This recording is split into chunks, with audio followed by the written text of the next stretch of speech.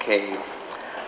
Tonight's public hearing is the third in a series of 7 public hearings to be held in the southern villages of Santa Rita, Umadak, Maritzo, Inarajan, Talafofo, and Jonia to receive testimony from the residents of Inarajan primarily and from other Guamanians from other villages on the island. A final public hearing will be held at the Guam Legislature on this Friday, September 26th. But before I begin, let me go ahead and just call this public hearing to order. And it is now 6:55 on Monday, September 19, 2016. And I want to thank you, Mayor Lujan, for making the facility available and for the refreshments. Thank you very much. We did put out a notice of this public hearing in the media, and we sent it to the general public, senators, and stakeholders, and the local media, as required by the open government law. The committee will continue to receive written testimony until 4 p.m. Monday, September 26, 2016. Please address the testimony to myself, Thomas Sierra, Chairperson of the Committee on Lands. Tomorrow night's public hearing will be in Talafofo, and then the following night it'll be in Talafofo, and then Jonia, and then Umadak, and then at the Legislature. So the 2 bills that we're going to discuss tonight is Bill 365, which is a bill that would basically set some procedures in place regarding the findings of the Application Review Committee. So what happens when a developer wants to undertake some development? They turn in their packet to the Department of Land Management, and they provide copies to a permanent committee called the Application Review Committee, which is made up of representatives from GWA, GPA, DPW, and various other agencies. And they use their expertise to analyze this application packet and then put their findings together and send it to the Guam Land Use Commission. In the meantime, oh yes, I will. I'm sorry, I'm getting ahead of myself. So before I go any further, let me ask the Mayor to open up.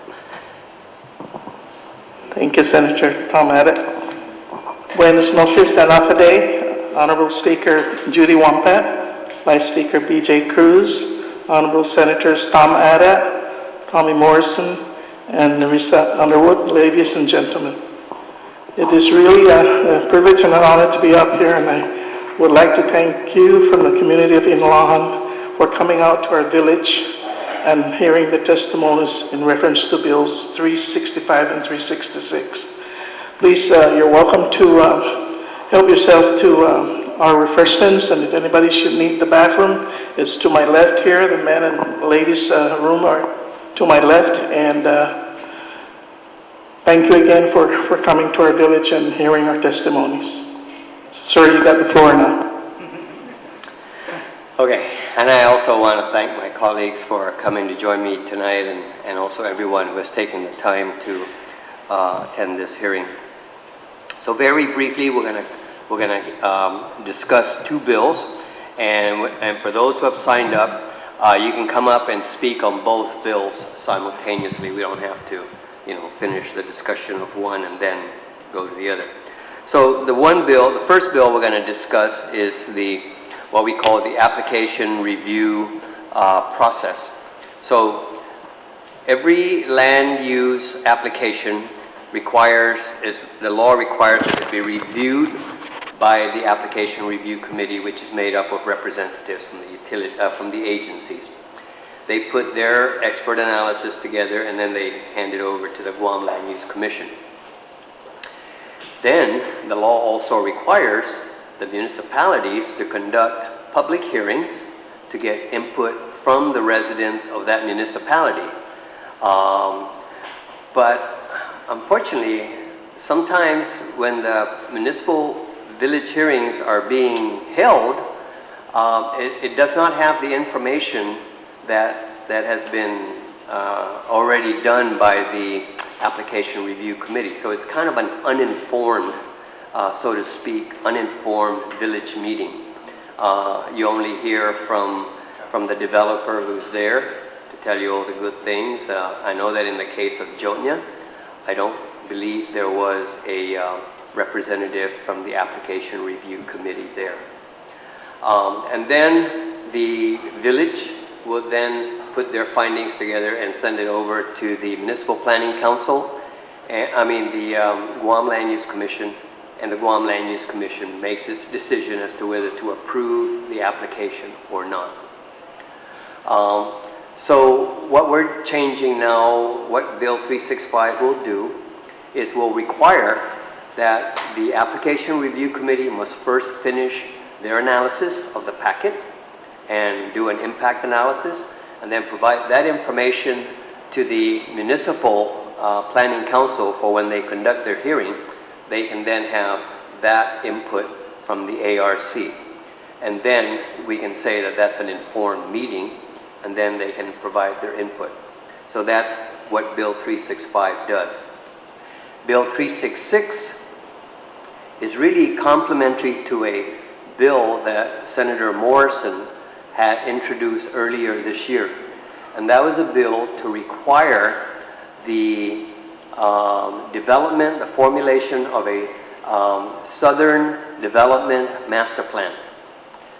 But the Bill 366 will basically put a pause on any kind of development for a period of 2 years or until the master plan is completed, whichever comes first. So what's going to happen? What that means basically is that there will be no building permits issued during those 2 years at least, unless a master plan gets done sooner. There are exceptions though, and there are 2 exceptions. One exception is if anybody wants to build a residential, a home, that can still happen. So we're not going the bill does not stop that. And then the other exception is if there's a project that was already approved and is well on its way, we can't stop that. That must go ahead and proceed. Other than that, everything else really kind of gets put on hold and the status quo is maintained. Now, before we go into the bills, and I call up the folks who have signed up to provide oral testimony, I'm going to ask my Chief of Staff to just give a brief overview of the municipality of Inarajan, to kind of give you an idea and give you a bird's eye view of what might be impacted in terms of development within your municipality. So with that, Joe, can you go ahead and give us a brief overview? Call it a bird's eye view. This is basically the world. Shows where Guam is. You can hardly see it, but we're there. And of course, this is the island of Guam. Next slide, Pete. And then southern Guam, southern half of Guam. And as you know, the municipalities, or the island is divided into municipalities, and these are how the municipalities are decided. Sometimes you see the municipal division lines as straight lines, and sometimes you see them as jagged. For example, the way Inarajan is on the northern border of Inarajan, you see the jagged line, and usually the reason for that jagged line is that the boundary there is usually a river. Next one, Pete. And then that's just a closer look. If you could kind of remember the shape of the Inarajan municipality, up there where Talafofo Bay is, it's really in Arahan. And then going down south, that's the border with Moleso, and it also borders Umatic up in the hills. Next slide, Pete. If you remember the shape of the municipality of Inarahan, the red lines that you see on top there, that's the municipal boundary of Inarahan on the northern side. The green areas that you see in the municipality of Inarahan, as well as the other municipalities, those are Chamorro Land Trust properties. As you can see, there's quite a big, some large tracts in Inarahan, as well as the other southern villages that belong to the municipality, rather to the Chamorro Land Trust. And this is a closer look. As you know, Inarahan is the host community for the landfill, and there's a recent law that was passed that takes some money, I think 38 cents out of every count that is being serviced by the Guam Solid Waste, and that's divided between the host community of Inarahan and the host community of Ordered for the Ordered dump. You can barely see the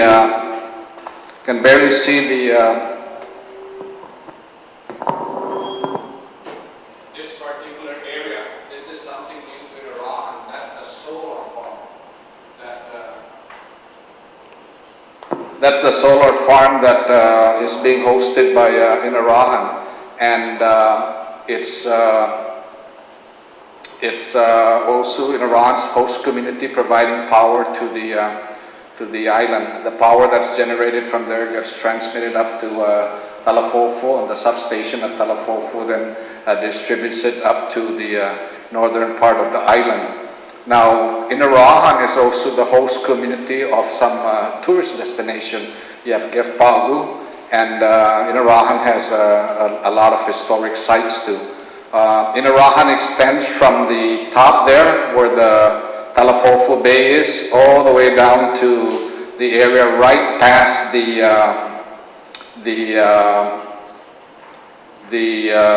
Department of Agriculture Experimental Station, right before the bridge over there at entering Moleso. It's quite a big municipality. Although most of the people are in the coastline, you have that big subdivision up there in Iha. And that's about it, Senator. Just to let you know, there are, like I said, 2 properties in the municipality that belongs to the government of Guam. This is one lot just immediately south of the landfill. The landfill's that nice square area on top, and it's a weird shaped lot, but this is the lot that is reserved for the Inarahan Elementary School. That's about 35 acres, and that's up south of the landfill. Next slide, please. And this is another lot that is reserved by public law for affordable housing in Inarahan. And this is lot 382. The housing that you see there to the left of it, that is the Malolo area. Next slide, please. That's the northern half, and this is the southern half of that subdivision. Now, the 2 recent laws that were passed for Inarahan, one is the host community fund that's set up for Inarahan to receive some money for hosting the landfill, but also recently through the efforts of your Mayor Doris Lujan, there is property transferred to the Municipal Planning Council and the Mayor's office for a gym or whatever public facilities Inarahan wants to build, and that area is up there near public health and the senior citizens area. I know the Mayor had been trying for years to get that transferred, and finally she was successful a few months ago, and the bill was passed and the governor signed it into law. So there is still some development going on in Inarahan, although you may not think that it's development in terms of like hotels or something like that, but there is land reserved for housing, and also the development is the Iha subdivision. I know that there is an infrastructure issue up there. I believe the whole subdivision up there is being serviced by a 2-inch water line, and I think there's only one fire hydrant for the entire area. Inarajan also has the only water well in the southern Guam. There's something like 123 water wells. 122 of them are up north, and there is one well down in Inarajan, which I don't believe Waterworks is using that water well. So that's basically what we have in Inarajan, and the development is not only in terms of hotels or commercial issues like that, but also in residential activity. And as you know, every village in southern Guam has a land for the landless subdivision, except for Santa Rita, which was created by the military, and except for Jonia, which was the subject of an urban renewal program. But Agat, Yumarak, Malesu, Inarajan, and Talafofu, each one of those villages, municipalities, has a land for the landless program. Now, the land for the landless program is a program that sells those lots for $2,500. You pay off your contract, and after 10 years, it's your private property. You can resell that property if you like. Now, that's different from the Chamorro Land Trust program, which is a 99-year leasehold. So that's basically the development that's taking place or might take place in Iran. Okay, thank you very much, Mr. Board. We're going to go ahead then and call up first the Inarajan residents that have signed up to give testimony, and we'll start with the mayor, Mayor Lujan, and then followed by Mr. David Chargalov. And then signing up from outside a municipality is Mr. Adrian Gogui, representing the Safe Southern Guam. So, Madam Mayor, if you'll go ahead.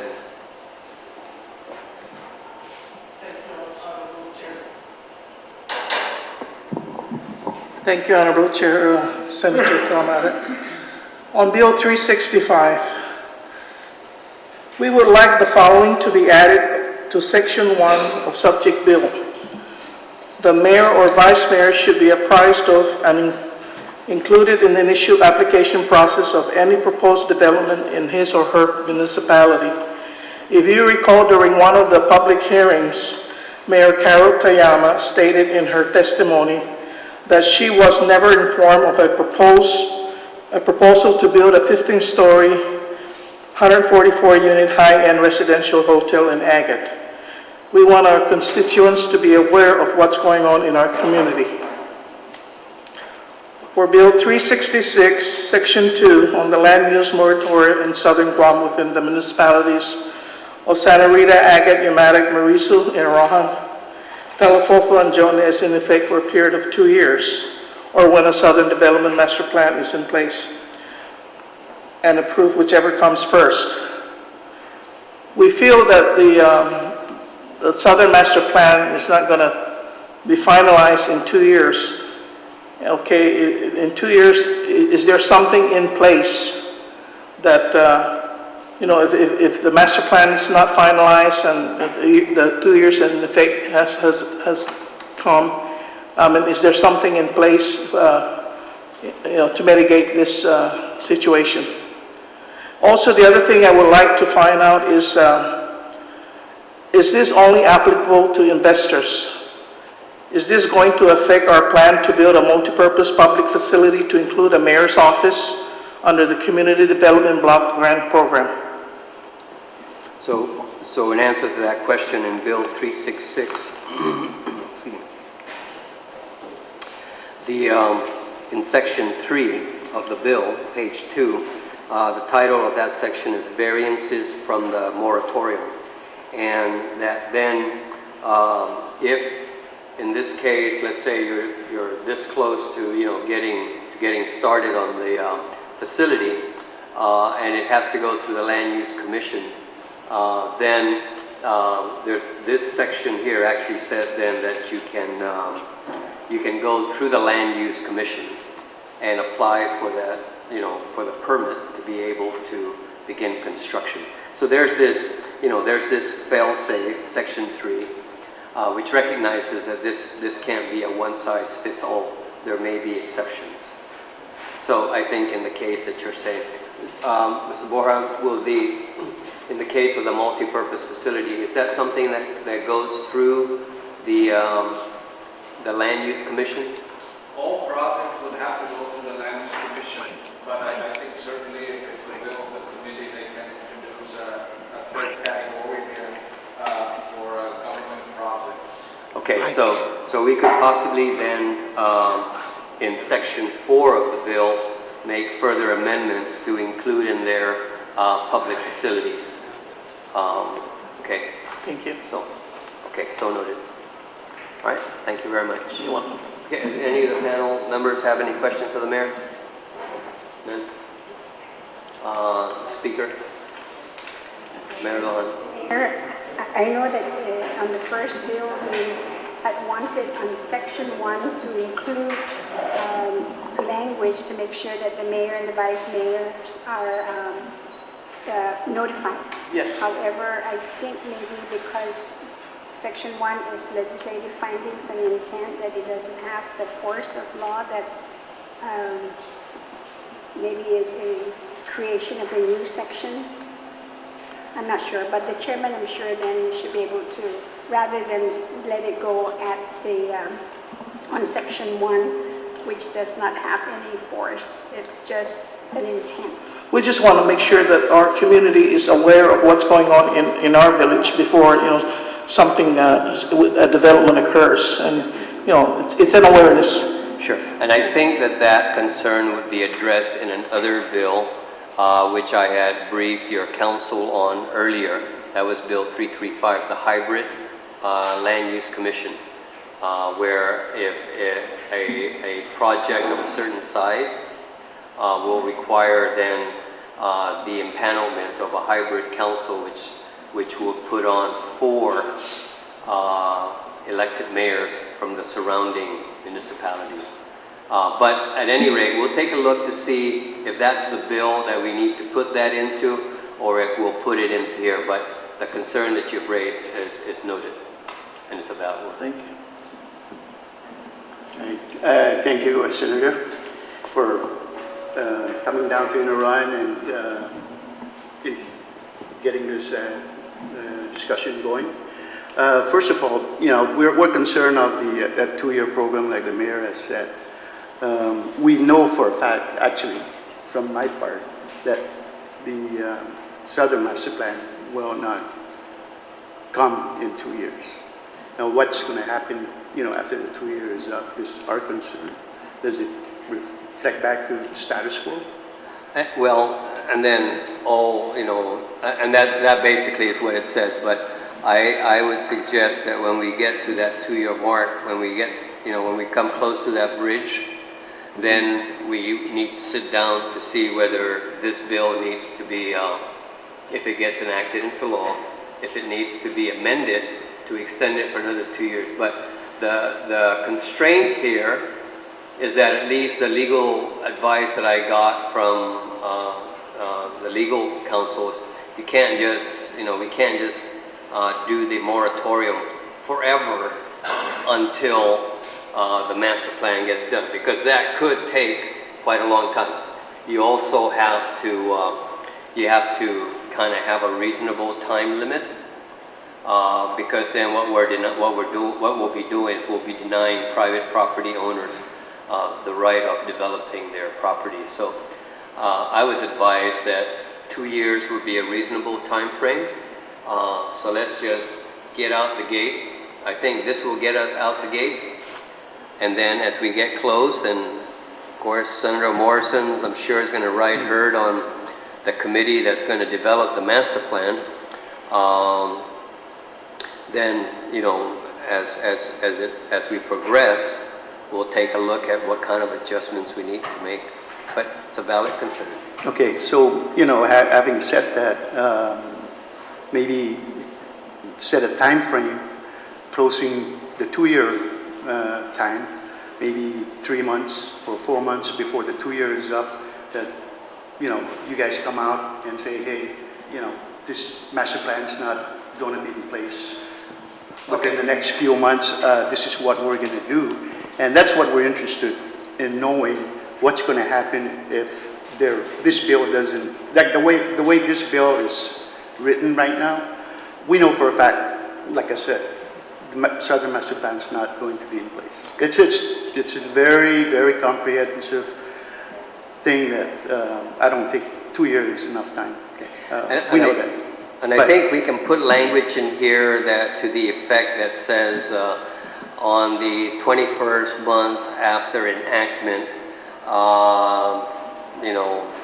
either the legislature will sit down and review the moratorium and to determine whether it needs to be extended or not. So we could put language into that effect. Before the 2 year is up. Correct, yeah. So we'll let it run for like maybe 21 months, and then we'll sit down that 21st month, and if it looks like it's not going to be finished, then Okay. Yeah, that would be. Yeah, I think that would be workable for the community. Okay. The other thing is, your bill, I believe, Bill 335-33, I guess regarding the hybrid. 335. Okay, we're not going to discuss that. Okay. Yeah. We're not going to. Okay. I was just going to say, since you mentioned something about it earlier. Yeah. So, okay, I'll put that up. But Yeah, I'm saying that might be the vehicle to raise the concern. Right, and what I was about to say is that this Bill 366 and 365 is, they're pretty much interrelated to the bill that you have, and so is Bill 318 that Senator Uggan is trying to push through forward also. And, everything's going to be kind of coming really quick, especially if there are developers coming in to do whatever developments they want to do. And we just want to be ensured that we are part of the playing field also. And I guess on Bill 365, was it Bill 365 or 366? Where, we don't have to wait until the ARC review is done. We want to be part of it from the very beginning, and perhaps what the municipality needs to know is at least the general scope of work of the development, so we can be aware of the magnitude of the project, and then perhaps the mayor and the NPC's input can help get some of the information in with the ARC, so they can be aware of our concerns also. And I think if everybody kind of from the get-go, including the mayor and NPC, know about the scope of work and the magnitude of the project, I guess the input can, be further facilitated better, I think. Okay, and that's a very valid point that you raised. I don't know if when the land use application is submitted to land management, I don't know if a copy is submitted to the municipality that's affected. If that's not the way the law requires it now, we'll take a look at language that requires. Yeah, because I think this bill, it's 365, I think it says we can't hold a public hearing, which is reasonable, but that doesn't mean that we can't get involved at the get-go from the very beginning. That's our concern is, we don't have to wait for the ARC to completely finish their review, and we're just going to not say anything, or we're not going to be brought into the situation or part of the review, and they're going to come back and give us 2 weeks to review whatever they have, and it's kind of like too late in the bowl game for us to kind of look down and see what's happening, rather than have us also be part from the very beginning. That's our concern. All right, you raise a very valid point, and this is all being recorded, so that's why I'm not taking any notes. Right. Okay. But we'll take that into due consideration. Yeah. Yes, Senator Morrison. Thank you, Mr. Chair. I just want to point out too, I certainly understand where you're coming from regarding some of the timelines regarding the development, the southern development, the master plan. Public Law 19-38 states in there that once the convening of the task force, a master plan shall be completed within a year. Now, I know we had some preliminary meetings with the mayor and with the rest of the southern mayors, with the regulatory agencies, I believe the ex-officials, the memberships there that understand this very clearly, to ensure that, understanding that Bill 366 that sets the timeline of 2 years is something that they would have to work with. I've experienced with the Northern and Central Land Use Plan, or the updating of that plan, that it took, at least for the two areas, it took a reasonable time frame as well to complete that plan. But I just wanted to note that for the record and ensure that it's in law. If you have time to review that, Public Law 19-38 that sets out the guidelines and timelines separate from Bill 366 for the master plan.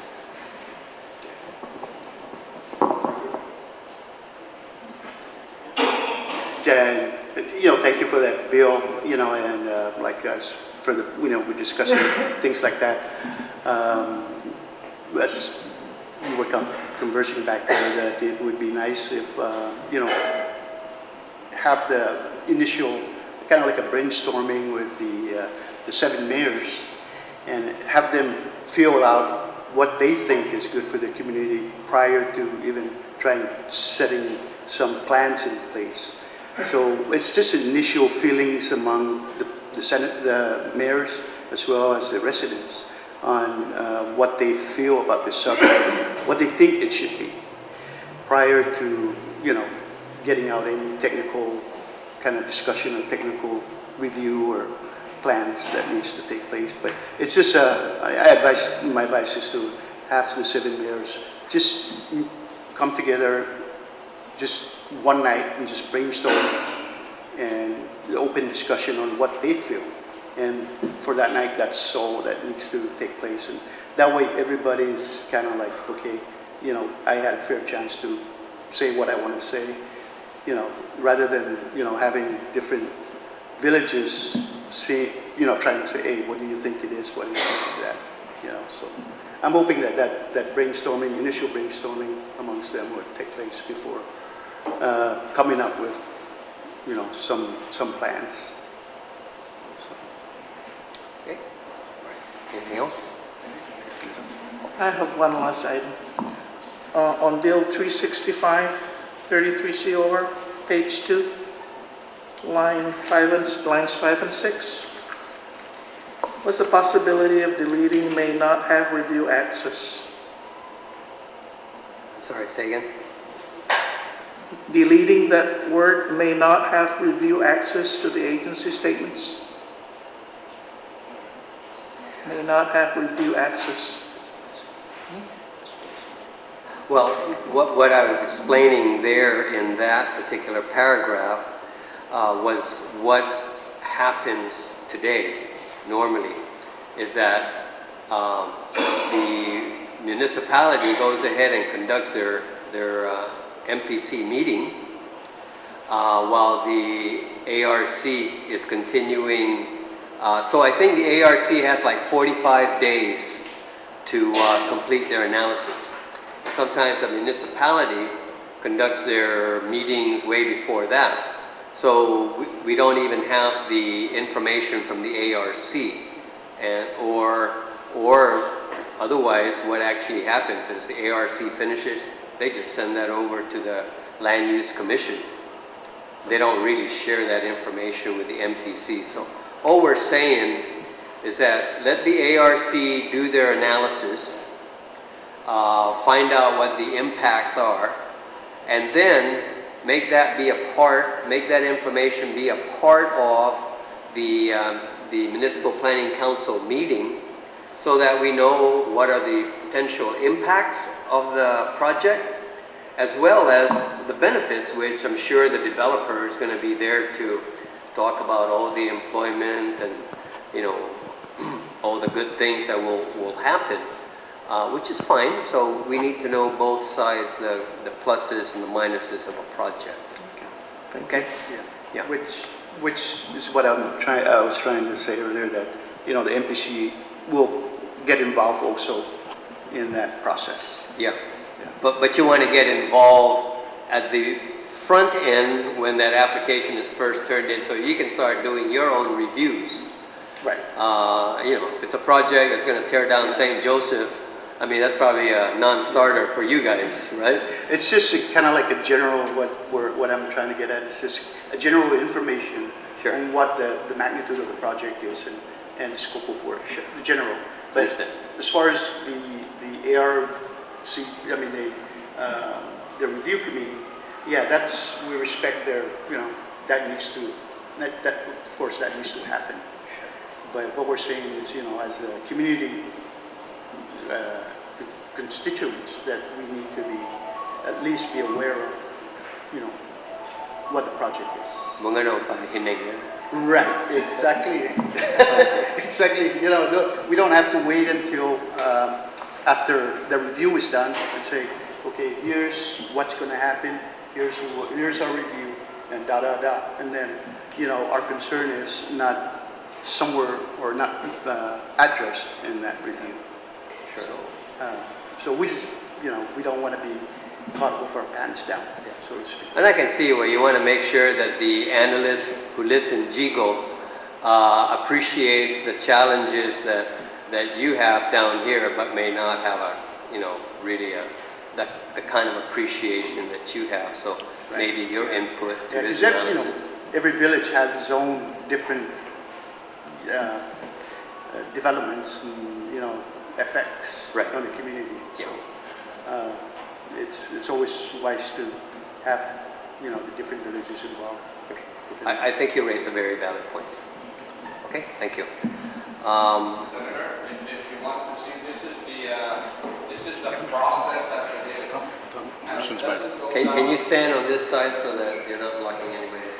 Yeah. This is the way that the process is now, where the municipal public hearing, you know, they get the application, they have the meeting on the ARC, and then the public hearing is held. But while the public hearing is being held, or even before the public hearing is held, that ARC transfer that information over to the GLUC to make a decision.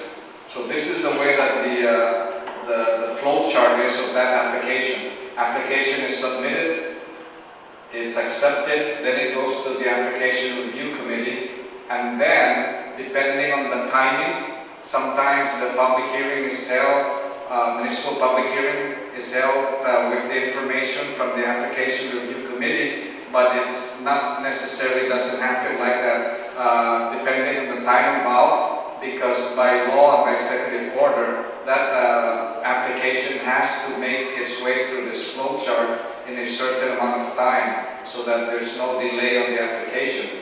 Sometimes that application review committee position statements would go, the review is done, sometimes it goes right over to the GLUC without even going to the municipal hearing. And when it goes to the municipal hearing, the application review committee is not required to come to the village hearing to say, you know, there's not enough water, there's not enough power. What Bill 365 will do, we change that to the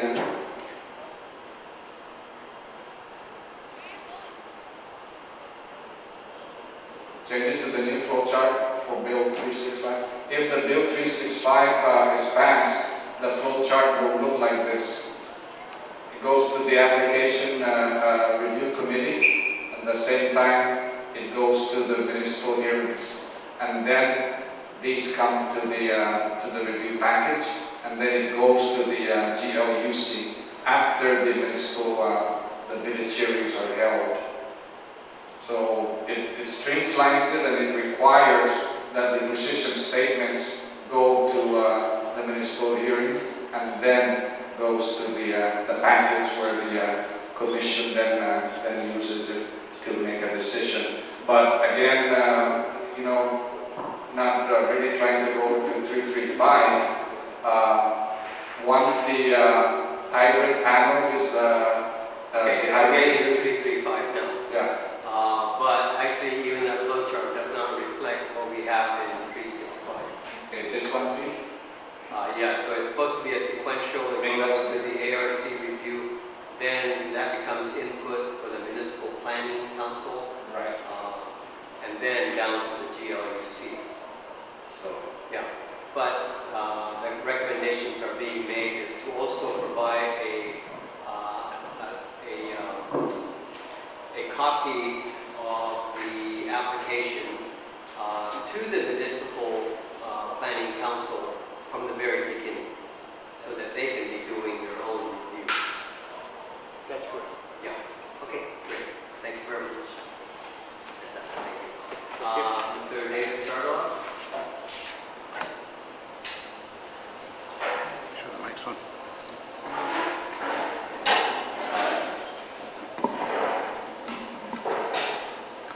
Good evening, Mr. Chairman, Madam Speaker, Vice Speaker, Senator Morrison, and Senator Underwood.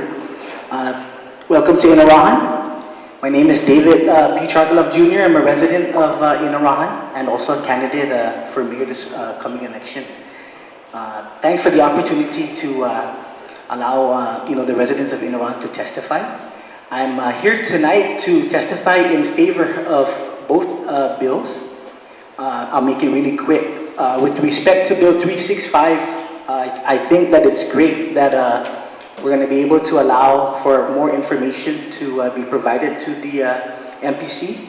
So, we can really take a look at the information and make a better, better decisions, a more educated decision. So, I totally agree with that. I think in line with what Rick is saying, we have several agencies, right, who are under the review committee. So maybe my suggestion would be to possibly include a representative from the Mayor's Council that could serve as our direct representative in terms of if we need any information or any concerns. Maybe that's something that you could think about, because in just listening to what Rick and our mayor was saying, I agree that we really do need to be able to be be on the table with respect to whatever's happening, but maybe have a representative there so that they be able to see all the information all the way through. So that's my only concern with 365. With respect to Bill 366, I'm also in favor. I think it'll enable us to really take a look at the projects that are going to affect our village, and so there's a check and balance. And I know that if there's any projects that are for us that's important and we're able to start it before the 2-year period, then we could actually, there is a process, and ultimately the legislature can approve our project if that's correct, right? On the moratorium, Yes. actually, no, you go through the, you would go through the GLUC. Yes, but then, but because of the moratorium, then it would restrict us from doing so. But there's also a clause, right, in Section 3 that allows us to Oh yes, that's right, you're right. right? On line 23 there, so for variance, to be exempted from the moratorium, Yeah. you would then submit the land use application to the Land Use Commission. Yes, And then whatever their decision is has to be approved by the legislature. by the legislature. So in instances where, like, let's say funding is going to be lost or an opportunity is going to be lost, then we could use that as our justification to ensure that a certain project is completed. That's correct, right? Right. Okay. I think that ends my testimony. Okay. Anybody have any questions of Mr. Charles? Thank you very much. Thank you. Okay. And the last one who has signed up is Mr. Adrian Gorui, and he's representing the Save Southern Guam organization. And Mr. Gogui.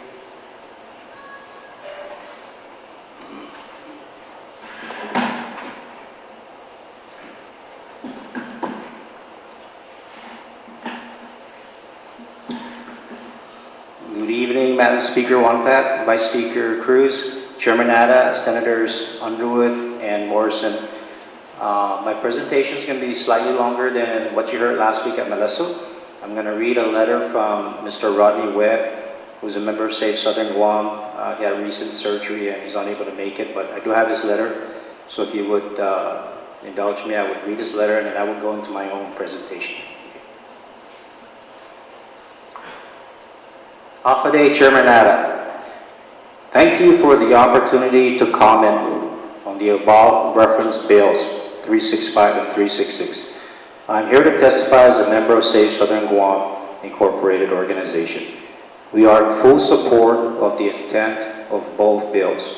I believe that these bills will strengthen the overall planning framework for Guam and would not necessarily lead to additional bureaucracy and red tape as others have claimed.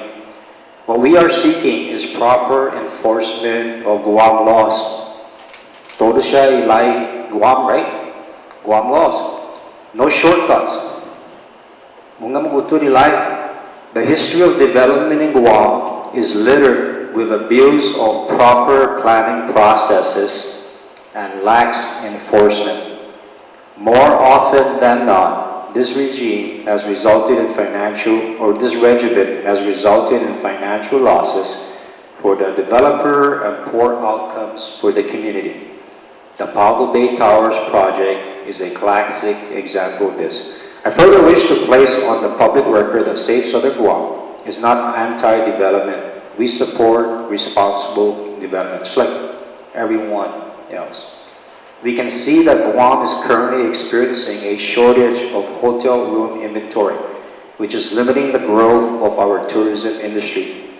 But we also believe that planning for the future of the Guam tourism industry has been piecemeal and short-sighted. Tumon Tomhom has been successful because it was originally designated a hotel zone. Under this designation, all new hotel development projects are favorably considered. But, as everyone knows, we are running out of room to develop new hotels in Tumon. In addition, the prices on the remaining available pieces of real estate have been bid up to uncompetitive levels. Postgraduate, Balinitano, a catch-22 situation. We need more hotels, but it is currently too expensive to build in Tumon. Guam does not need a single new hotel. It needs many new hotels, and developments are likely to be more successful when there is already tourism infrastructure available in the surrounding area. For these reasons, we call on the government of Guam, the Guam Visitors Bureau, and all interested parties to get together and designate a new hotel zone for Guam. What he means is this: a new hotel zone that can accommodate the construction of a minimum of 10 new hotels and also allow for the development of supporting hotel infrastructure, such as restaurants, activities, and attractions. Further, Mr. Webb says, this new hotel zone should be positioned and located in proximity to Tumon, Central Guam, okay? To take advantage of more than 40 years of tourism infrastructure development in that area. Again, we're advocating responsible hotel development in the proximity to Tumon. Further, an ideal location for a new hotel zone for Guam would be the cliff line area between Guam Regional Medical Center and Two Lovers Point. Already that's on the western side of Guam. As for standalone hotel developments in pristine areas of Guam, we believe that they should only proceed with the full support of the village community. For example, here are two fantastic locations for standalone hotels in pristine locations that are likely to have the full support of both the village residents in the area where the hotel is located and the greater Guam community. Okay, Location number 1, Tangisan Power Plant. Replace this mothball and inefficient power station with a first-class hotel, and ask the hotel to adopt Tangisan Beach to improve security for everyone visiting the area. Isagundo Nalaga, again, a waste treatment plant. Okay? Relocate this smelly eyesore that is holding back the development of our capital city. Build a first-class hotel and make this location the docking station for cruise ships visiting Guam. Already that's at the Agagna restoration plan, if I'm not mistaken, right? So there's commonality there. Senator, I support bills 365 and 366 because they pause the rush.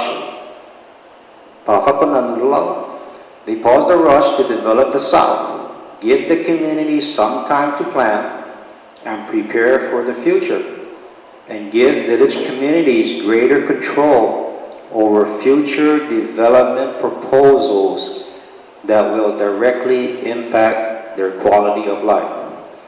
We applaud these initiatives and thank you for your support. Sinceramente, si Rodney C. Webb, member of Save Southern Guam, resident of Algo Bay. So that's Mr. Webb's letter. I read that, and if you would further indulge me, I'd like to go into my own presentation. Okay, Jokusan, right? Save Southern Guam, like the name implies, we are actually incorporated. I can't recall what the exact name of that bay is. I think it's a Grian Bay. Okay. That is a very picturesque, iconic bay. What developers want to do is trade this. They want to trade this for iconic scenes like that around our island. Big money and special interest groups have no other consideration for developing on Guam except the bottom line, which is this. They want to trade this for that.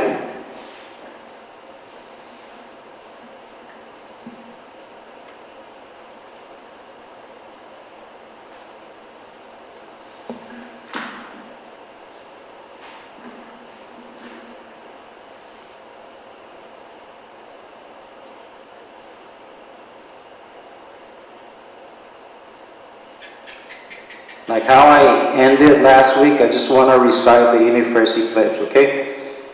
Gini mas taklo gihina sokku, then mas taklong gi kursono, then mas pigo na ni nacional, ofrecen mais para tayo proteger and defender ihinengi, ikultura, ilengguahe, i-ID, ihanan zanitano tomorrow. Then shakku diretsu gini na Zeus tata, nobody else but from the good Lord Himself. Uli Biblia, Jani Bandarawi, Banderang Guam. A few years ago, I really didn't think myself as sitting in front of our senators and making a pitch for the future of our island. But what has happened? I am a resident of Algo Bay. And Mayor Lujan and the residents of Inaran, thank you for opening up your village and allowing me, a resident of Chaman Pablo, to speak here tonight. Because I'm here to share with you our experiences. First of all, Save Southern Guam is in support of Bill 365, making the MPCs a part of the application review committee, and the moratorium until a master plan is developed, or whichever time is greater or shorter. Okay, so Algo Bay Marina Resort looks very pretty on some artists' rendition of an idealistic resort, but it's a facade. It's a facade because the area that they're talking about in Algo Bay is probably the same area with St. Joseph Church, the outer portion of the center here, and this area combined. And if you take a look at our tri-4 poster boards there, they want to put, which was approved by the Guam Land Use Commission, approved by the Guam Land Use Commission, whose vice chairman is a member of the South. So you have someone in the Guam Land Use Commission already voting in favor of irresponsible development. We don't need that stuff to come down to the rest of Southern Guam. Okay, going back to that. So we attended the public hearing at Zoya. We attended the hearings of the Guam Land Use Commission. There was overwhelming opposition to this project. We were concerned about the infrastructure. Okay? When was the last time a major overhaul of the infrastructure was done in Guam? Let's look at our power plants. Okay? God bless our government, God bless our folks at GPA because they're doing the best of what they got. But they wanted to build initially 14 and 15-story monstrosities in Pauga Bay.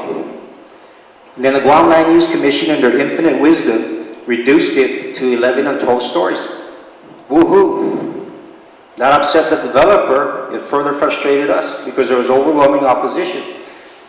That project, barring a judicial review filed by Safe Southern Guam and petitioners from the Jonia and Pauga Bay area, barring that outcome of that lawsuit, that project has the green light to move forward. And I'm here, fellow island residents, your only recourse, if the Guam Land Use Commission approves any development that does not benefit the community, your only recourse to repeal that decision is to file a judicial review. Imagine that.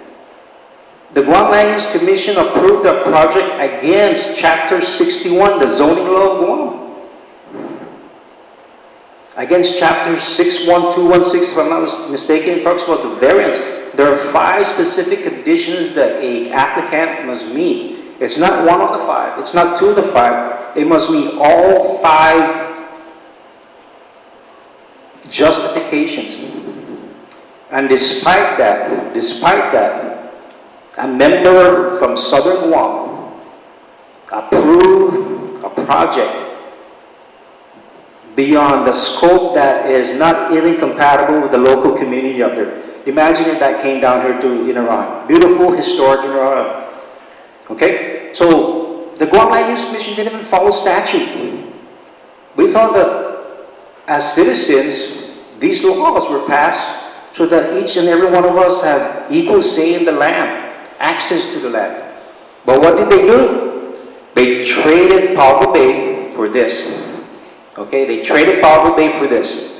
And I'm here, like I said, to tell you my personal experiences with this. Guam Land Use Commission say, oh, we take in everyone's input and we assign it a weight. So I said, can you show me your weighting criteria? So if Adrian Gomez says no, does he count as like 0.1%? Wait. They throw around these fancy terms to make it sound good. But when I ask them to produce the reference or the statutes, I can go study it, I get ignored. They ignore my FOIA request. That's the kind of response we're going to get from our Guam Land Use Commission. Okay? Now that they've approved this monstrosity of a project, there are no improvements to the infrastructure. They're going to desecrate the environment. They're already desecrated our ancient Chamorro remains.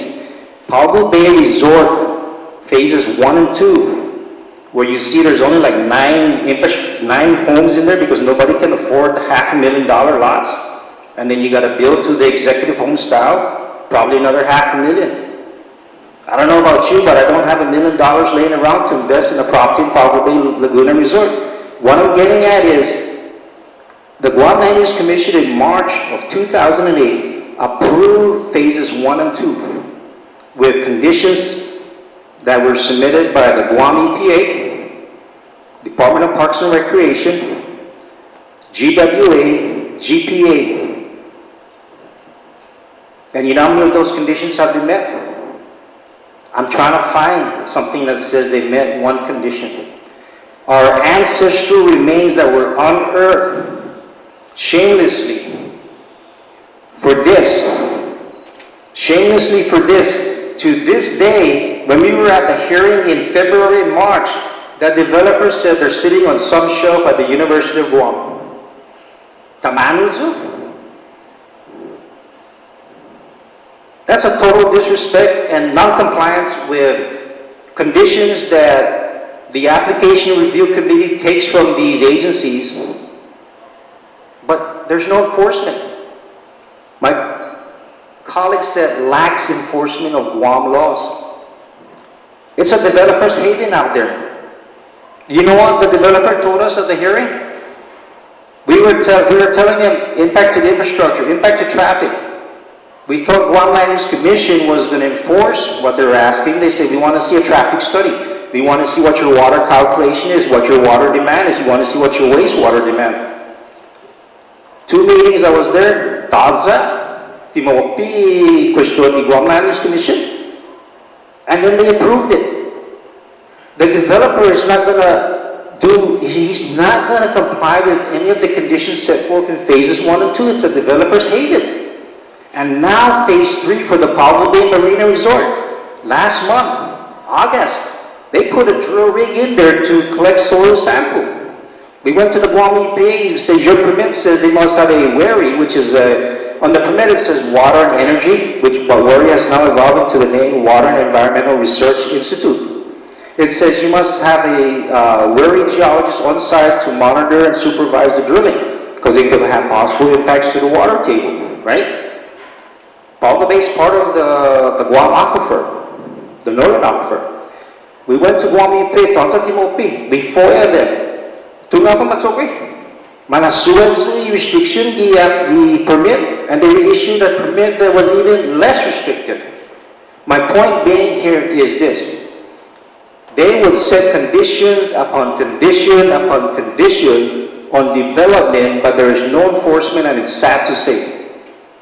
They would favor this from a foreign investor over us, the islanders. And you bet I am frustrated because I expect our government to look out for the welfare of us islanders. But no. Senator, budget hearings. Every major developer that comes to Guam files for a qualifying certificate. And I don't want to insult anybody's intelligence, but this is what I found out about a qualifying certificate issued by the Guam Economic Development Authority.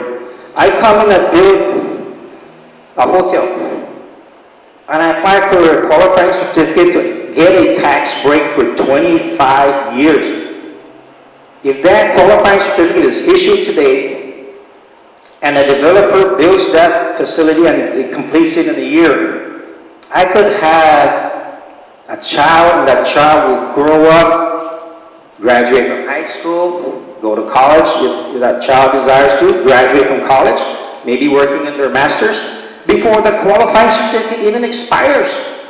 So what does this mean? It means that, for example, I don't have any stats, but if I'm supposed to pay, I don't know, corporate tax rate, 50% a year, I don't know. If I'm supposed to pay corporate tax rates at 50% a year, and I get this QC that says I'm only going to pay 10%, well, there you go. Instead of getting 50% from their income, the government of Guam is only getting 10%. And then we talk about budget woes and no money to do this is because we curry the favor of investors who want to make money on Guam because it's so easy to do so. Because GDEC gives QCs out like it was giving out bottled water after a disaster. Dipati, come and get it. Sorry, I'm very passionate about this, Senator. But I'm just showing my frustration. So, lack of enforcement of the conditions. If they allow developers, when I talk about developers, I'm talking big money and special interest groups that have no ties to Guam. Talked about the Serena Hotel in Agate. Those investors collectively operate out of the Bahamas. It doesn't say Barangay Guam. It doesn't say, Guam. It says Bahamas. And if you Google the distance between Hagåtña and the capital of Bahamas, it's about 8,000 miles away. All they look at Guam is this. You look at the Palo Bay Marina Resort, that has investor ties all the way back to Shenyang, China. That's about 2,300 miles from Guam. They have no interest here except to make money. We impose the conditions. Who enforces it? Guam Land Use Commission says it's not ours. It's the respective government of Guam agency. You go to the government of Guam agency in the case of Guam EPA. Instead of enforcing their original permit, they relaxed it and holy smokes. Is that what we can expect from our government? So, yes, we are in favor of Bill 365, 366, and in the collective whole, 318. We need to give the people a voice in this, because enough is enough. And I'm pleading with you, our elected leaders, to hear us out for the remaining public hearings, because we're glad that this is being brought to the people. You won't see a developer standing here testifying in front of us.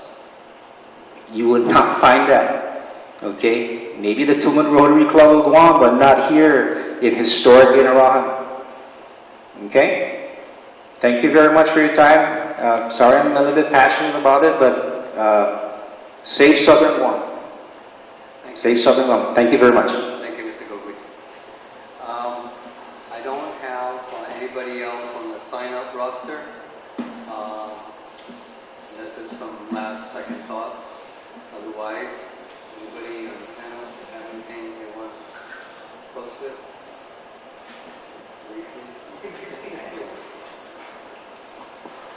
Thank you, Mr. Chair. I thank Ron, Mayor, and also the former Mayor, Heidi, for your hospitality. I just want to point out real quick, 366 really is, I hope will trigger the movement of the Southern Development Plan. As the Mayor was present at on the first meetings, I hope we could get this moving. As we know that actually this was actually proposed in the early 1990s, and I do hope with the help of 366 that we can move this along. I do ask that you familiarize yourself with Public Law 19-38. We'll send that out as well, so that way as we come along after this measure, I hope is passed and signed into law, that we can start moving within the timelines as mentioned. But thank you again. Thank you, Mr. Chair. Yes, sir. Sure. Go ahead and identify yourself. Turn on the mic. Turn on. Just want to follow up on Mr. Gogui's statement.